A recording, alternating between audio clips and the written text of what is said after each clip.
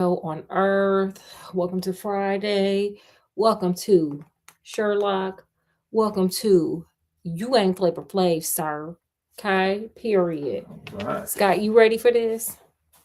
I'm ready. We're gonna put Oreo Jr. back there as Sherlock. Because we don't want him to get hurt.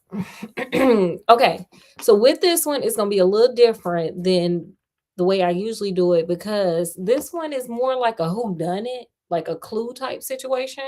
And so I want to make sure we get like a real good like hone into the actual characters because the characters are what makes this story for this case, this particular case. Okay, y'all ready?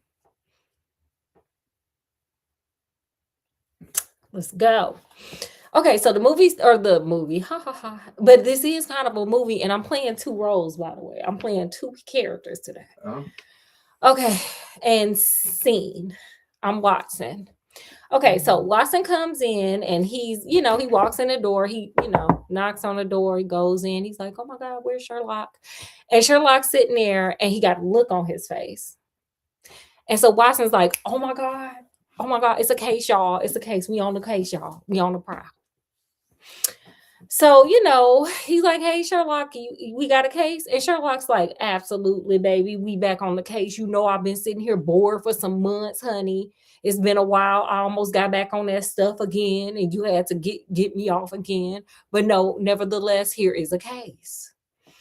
And so Watson's like, oh, well, what's the details of the case? Like, do tell me, and what's going on? And Sherlock was like, oh, well, you've been reading the paper, right? And so Watson's like, yeah, I've been, reading the paper a lot. And so he's like, oh, so you know about the Gold King, Senator the Gold King. And so Watson was like, oh yeah, I did hear about that. Oh yeah, his wife did get, unalived by somebody. And so Sherlock was like, yeah, so that's the one that we going with. And Watson's like, oh, okay. And so Sherlock was like, here, let me let me read you what came to me today. Because Watson's like, I don't really know what the hell, like what like the deets of the case. So he's like, give me a little bit of the deets. He was like, let me give you some of the deets. So this is the letter that came in. You ready? Y'all ready? I'm ready. Mm-hmm. Dear Mr. Sherlock Holmes, I can't see the best woman God ever made go to her unaliving without doing all that is possible to save her. I can't explain things. I can't even try to explain them. But I am beyond all doubt that Mrs. Dunbar is innocent. You know all the facts. Who doesn't? It has been the gossip of the country and never a voice raised for her. It's the damnedest injustice of it all that makes me crazy. That woman has a heart that wouldn't let her unalive a fly. Well, I'll come at 11 tomorrow and see if you can get some ray of light in the dark. Maybe I have a clue and I don't know it. Anyhow, all I know is and all I have and all I am are for your use if only you can save her. If ever in your life you have showed your powers, please put them now in this case. Okay, so boom. That's the letter he got from the Gold King. Oh, faithfully yours, J. Neil Gibson. Okay, so we got that going on. Okay, so we got a letter, and this man is begging, screaming, crying, talking about, please don't let this woman get away from me. She a good woman. Okay. She a good woman, Savannah. Okay, so we get this letter, and Watson's like, okay, but I don't really know the case. So what do you know from reading all them papers and stuff? And so, Sherlock is like, well, we know that, the Gold King's wife is unalive, We know that, she was older and the Gold King was trying to get rid of her, like he Leonardo DiCaprio and she didn't turn 25 because we don't like no frontal lobes around here. Shout out to Leonardo DiCaprio, though. I love him, especially in West Eden River Break. Anyway, he said, The Gold King said, I want to date my wage, not my age. Shout out to Shannon Sharp. Okay. So he had to replace her. Well, who was he trying to replace her with? The children's nanny, of course. Of course. The young nanny that he didn't import it in. So he was like, from the paper, it say that, they found the GUN up in the nanny's, the nanny's little wardrobe. Okay. They found the wife unalive by the little fountain. Okay. And it's an open and shut case. The nanny stood to make some money if the wife got out the way. And the wife was older and the Gold King wanted something new. He wanted to upgrade. Yeah. Period. So, Watson's like, okay, cool. So all of a sudden, there's a knock on the door. Oh, who could that be? Well, Sherlock and Watson sitting up there thinking, it's the Gold King. And Sherlock is like, oh, the homie that showed up early. Let's go see. But Watts is my second character. Oh. Wait, let me find.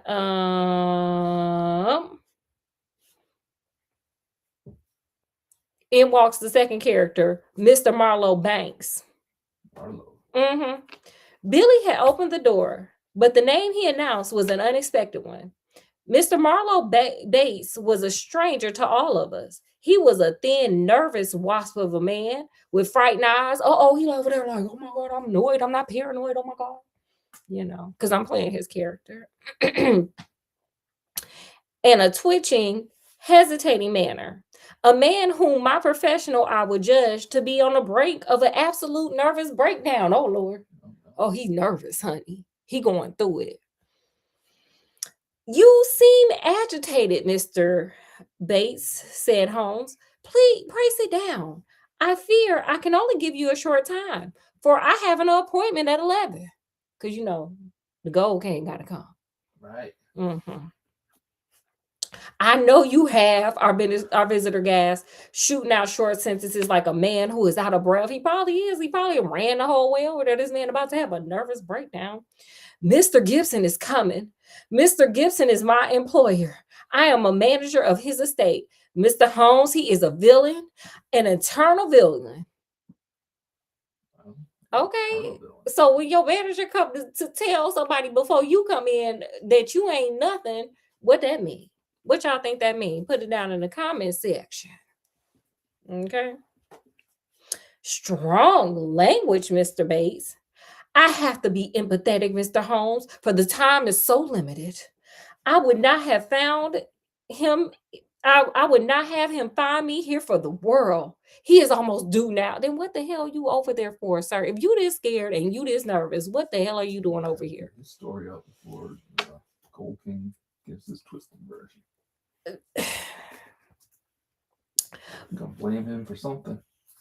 We don't know that. We don't even know yet. This man just busted. Well, I'm that man. Just busted up in there, just about to pass out.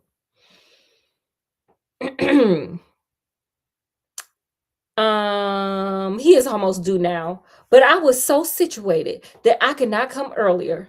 His secretary, Mr. Ferguson, only told me this morning of his appointment with you. And you are his manager? I have given him notice. In a couple of weeks, I shall have shaken off his accursed slavery. Okay, what is he over there doing? What y'all over there doing at this house? Why? Okay. A hard man, Mr. Holmes. Hard to all about him. Those public charities are a screen to cover his private iniquity, whatever. His private whatever. He over there doing no good. But his wife was his chief victim. He was brutal to her. Yes, sir, brutal. How she came by her unalive, I do not know. But I am sure that he made her life a misery to her. She was a creature of the top tropics, a Brazilian by birth, as no doubt you know. No, it had escaped me. You over here telling all the tea. I guess Sherlock like, honey, I guess anything I don't know, I guess your little ass gonna tell.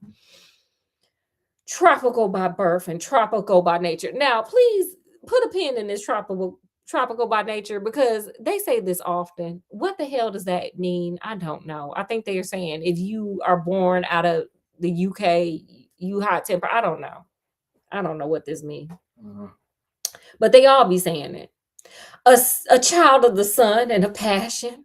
She had loved him as such women can love, but when her own physical charms had faded, what is she, 26? He said, when the physical charms have faded. Okay, girl, you got a couple of wrinkles, your frontal lobe completely formed. And that man said, girl. Mm-mm. Anyway, I am told that they were once great. There was nothing to hold him. He wanted to upgrade. We all liked her and felt for her and hated for the way he had treated her. But he is plausible and cunning. That is all I have to say to you. Don't take him at face value. There is more behind. Now I'll go. No, no, don't detain me. Scott, get off me. Oreo Jr., get off me. He is almost due. With a frightened look at the clock, our strange visitor literally ran to the door and disappeared. Okay, honey, he probably fell down the stairs and everything to get out of there. Well, well, said Holmes after an interval of silence. Mr. Gibson seems to have a nice, loyal household, but the warning is a useful one. And now we can only wait till the man himself appears. Okay, so after a couple of minutes, here we go. We hear somebody coming up the stairs. Lord Jesus, it might be another one of his servants. We don't know who the hell been and came up in here telling on this man who is clearly not a good man, but whatever. But a very rich man though. So at the end steps the Gold King. Now let me tell y'all why I'm not playing the Gold King. You want to know why? Why? Because the way Watson described him, he ugly. And ain't nothing about me ugly. Oh, okay. Okay. So Gold King comes in. Watson say he ugly. He look hard. He look like he chew rocks. He just looks a mess. Yeah, he frowned up. He looked like he be ripping people off. He looked like a scammer. Okay. He looked like whatever. Like he had a hard knock life. Like Annie and them ain't had it as hard as him. And he comes in. And so, he pulls up a chair like he owned the room, because he rich, he got gold. And so he says, let me say right here, Mr. Holmes, because I'm going to read what these people say. He began, that money is nothing to me in this case.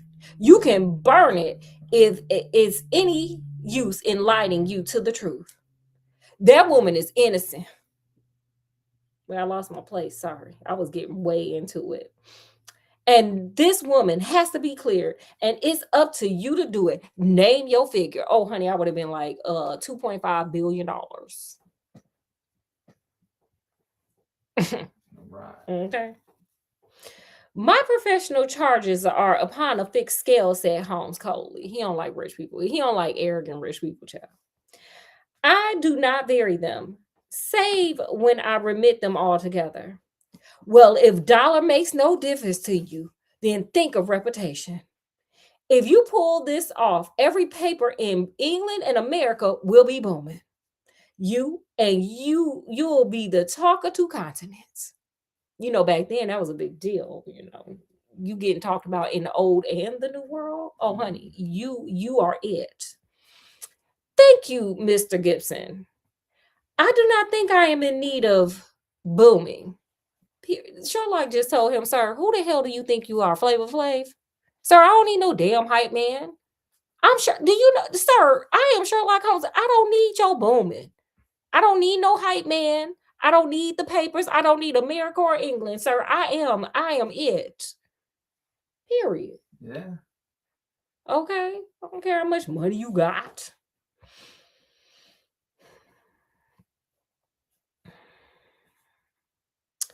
It may surprise you to know that I prefer to work anonymously, and that it is the problem itself that attracts me. I'm smart, sir. I do it just because I want to, because I'm grown.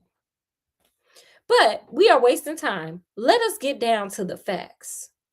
I think that you will find all the main ones in the press reports. I don't know that I can add anything which will help you. But if there's anything you wish more light upon, well, I am here to give it. Now, what do you think Sherlock asked? What do you think? What y'all think? Put in the comment section what y'all think Sherlock asked. I'm pretty sure you can get to it. All right. Well, That's a good segue. Speaking of the comment section, I just want to give a quick shout out to Will Twyman 4. Hey. And he wants to know, is this a book review? It's a book. It's a little bit of everything. It's what you make it. Period.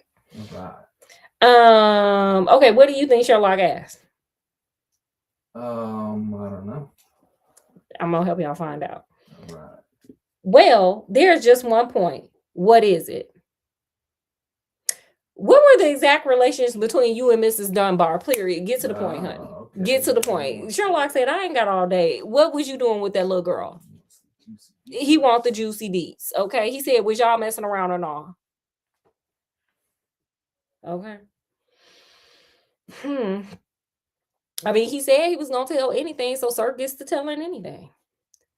The Gold King gave a violent start and half rose from his chair. Then his massive calm came back to him.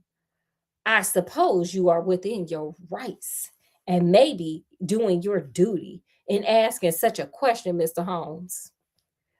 We will agree to suppose so, said Sherlock.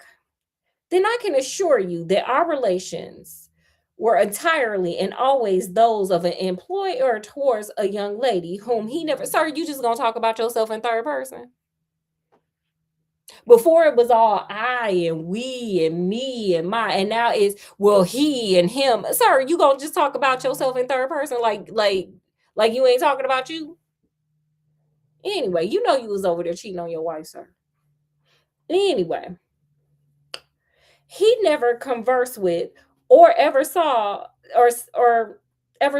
save when she was in the company of his children.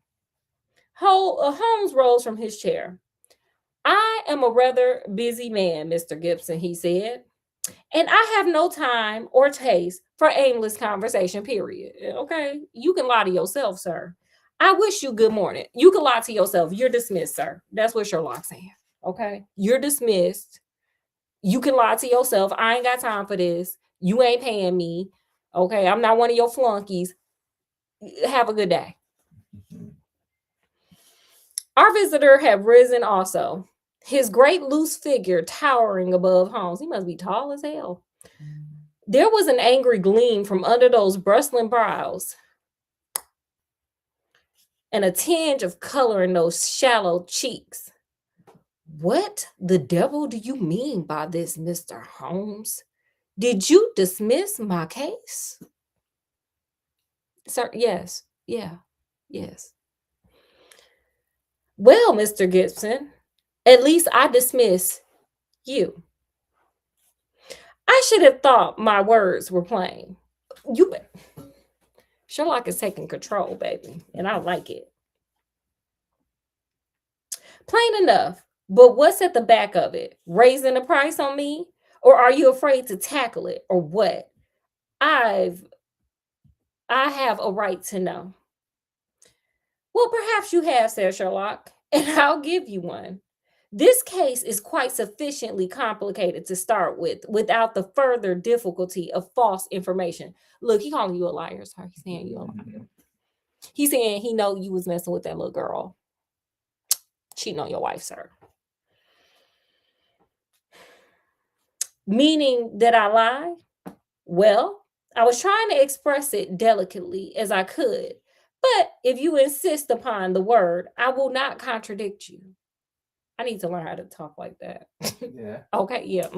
I need to do better. Okay, he let you call yourself a liar and said, I concur, sir. I second that. I sprang to my feet for the expression upon the millionaire's face, because millionaires back then were billionaires of today, if you do the inflation. Millionaire's face was fiendish in its intensity, and he had raised his great knotted fist. Holmes smiled languidly and reached his hand out for his pipe. He said, girl, I don't care. You can be mad, feel your feelings. You could be big mad, or you could be little mad. But I'm going to smoke this pipe and you going to get the hell out of here. Okay? He don't care.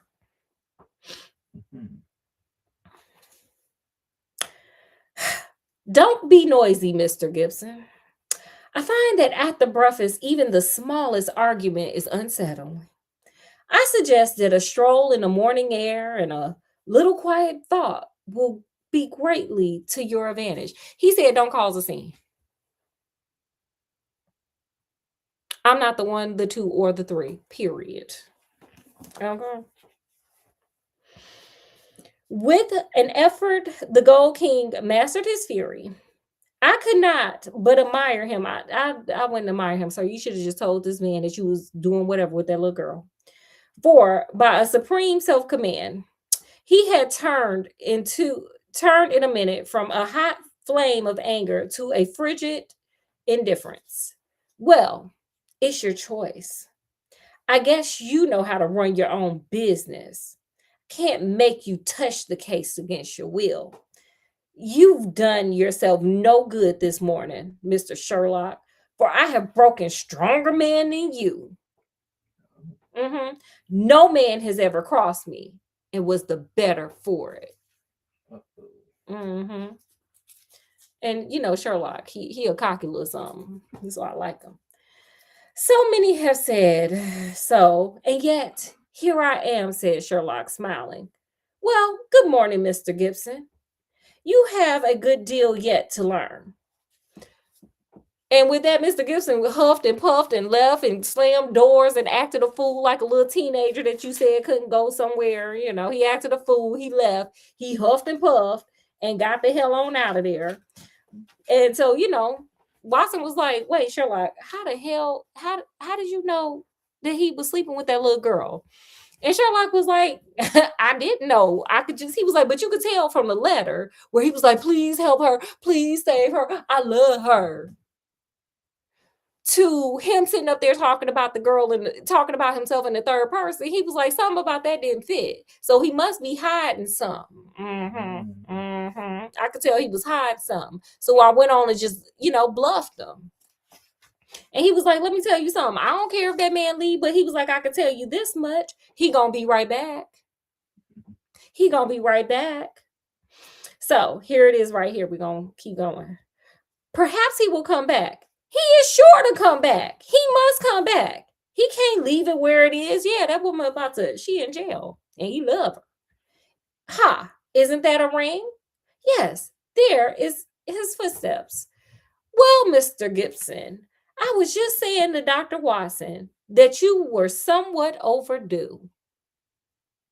Mhm. The Gold King had re-entered the room in a more chastened mood. Yeah, humble yourself, sir. That he had left in.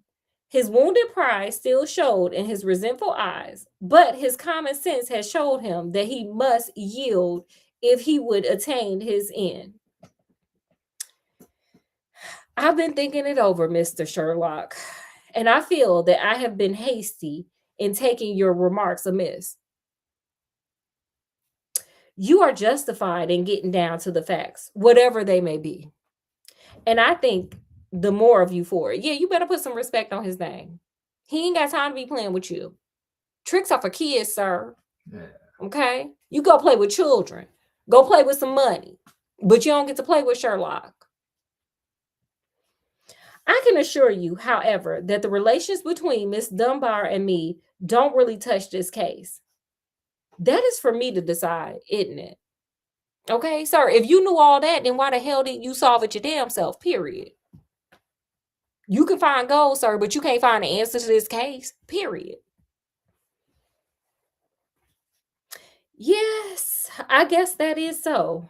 You're like a surgeon who wants every symptom before he can give his diagnosis. Exactly. That expresses it. And it is only a patient who has an object in deceiving his surgeon who would conceal the facts of his case. We're going to end it right there before we get to what he got to say about this case. Oh, wow. Because everybody got something to say about this case. It's a whodunit. Yeah. Okay, so, what did you guys learn? What did you learn? Put it in the comment section down below. Scott, what did you learn? No, you're not gonna mess with Sherlock. Mm-mm. Put you in your place. Oh, he gonna put you in your place always. He ain't got time to be playing with you. If you gonna come correct, or you ain't gonna come at all. Period. And what I learned is just when you think no matter how rich you are, how much you think you hide stuff, other people see you and they will put your business out there because that servant surely scrambled in there, hurried up, told on them, and kept it moving. Okay, period. Okay, never think that you're getting away with nothing because baby, you're not. Somebody always watching. God is watching. Yeah. Okay, of course it's Sherlock Scott. We gotta have a Scooby snack. Are you gonna go get our ice cream? Sure. We should probably pick one out. Just grab. It doesn't matter which one. Okay, I'll be back. Okay, Scott's gonna go get our ice cream. While I'm gone. Huh? I said keep the people entertained while I'm gone. I'm gonna just sit here and stare at you guys because that's what I do. Sorry, I got these big old shoulder pads in. I should have brought another book to kind of tease y'all, but I forgot.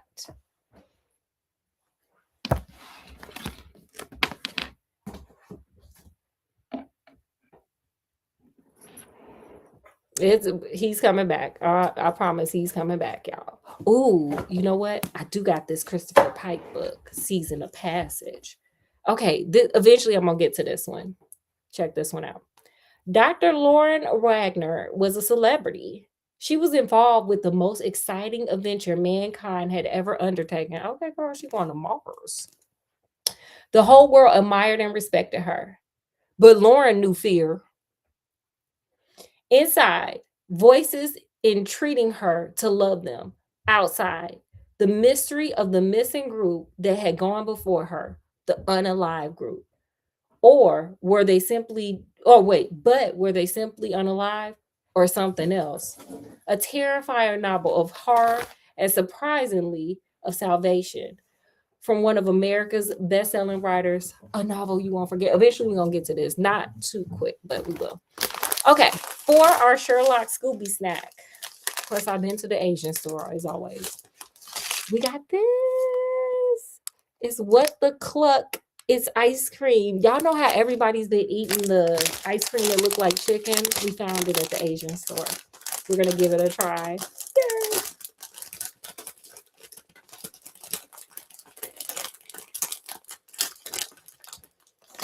Oh, okay. Ooh. Oh, okay. That looks like a hungry man. Yeah, it looked like chicken. It looked like my chicken leg from school. Okay, I'm gonna try it.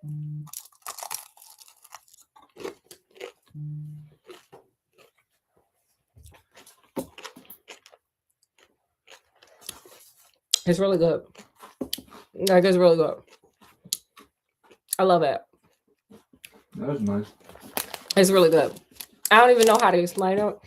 It's like ice cream with cornflakes. It's really good. So y'all should totally do it. Go to the Asian store and find the What the Cluck chicken chuck. It's really good. Yeah, I recommend it. Oh my God, that was really good. That was delightful. I mean, it's messy. I got cornflake everywhere, but it's so good. Okay, guys. Well, with that, we're going to end this live because we don't want to hold you up on Friday. So, as always, from wherever you are, even if you are in 18th century England or 19th century, I don't know which century it was, to where, before we get to that, I'm sorry. I hope you guys enjoy hanging out with us. As always, we enjoy hanging out with you guys. Make sure to like, share, subscribe. Check out some other videos, some other lives, some other shorts, all that fun stuff. And now, from wherever we are, even from the 18th, 19th, possibly 20th century. I don't think it was 20th because that would be the 19th century. It was in the 1800s, right? I think. Whatever century. To wherever you are. Peace, love, and happiness. We'll see you guys tomorrow for It's a Super Scary Saturday Sleepover. And then we'll do the second part of this Sherlock. This is part 1. And then, of course, Sunday Fun Day School. And then we'll do part 3 of Sherlock. And we'll have our little treats too with this. So we'll see you guys tomorrow. Bye. Have a good Friday. Bye.